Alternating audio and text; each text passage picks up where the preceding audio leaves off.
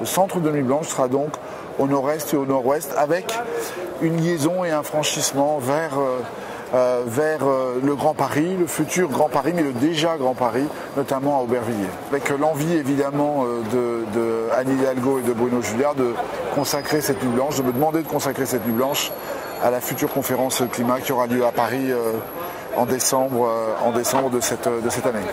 Comme cette maison, l'œuvre proposée par Léandre Bourg-Rich, qui est une œuvre pérenne, la Maison Fond, donne une vision allégorique de ce que voudrait dire l'influence du climat sur les choses qui sont souvent celles qui nous représentent le plus à l'étranger, l'architecture.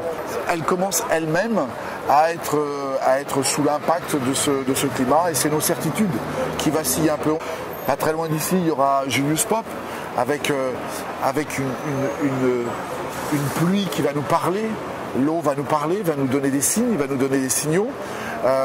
Au parc Martin Luther King, on va se retrouver noyé sous une nappe bleue qui va simuler la montée des eaux dans laquelle on pourrait se retrouver si on ne faisait rien. Vous avez aussi celle qui va conclure la partie du parcours nord-est, avec une œuvre de Félicie Destienne d'Orve et Julie Rousse, qui est une œuvre qui va pointer en temps réel les étoiles, ce qu'on pourrait perdre et ce qu'il nous faut absolument préserver.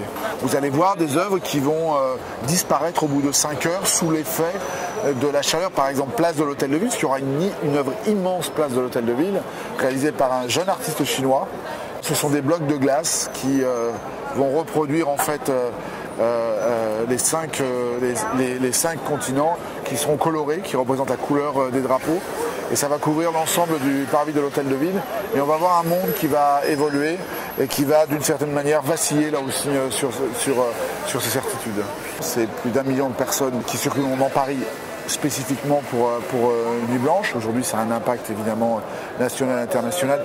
Et moi, c'est ça qui me touche, c'est de voir et d'être là au milieu des gens et de voir que oui, ça a encore un sens aujourd'hui.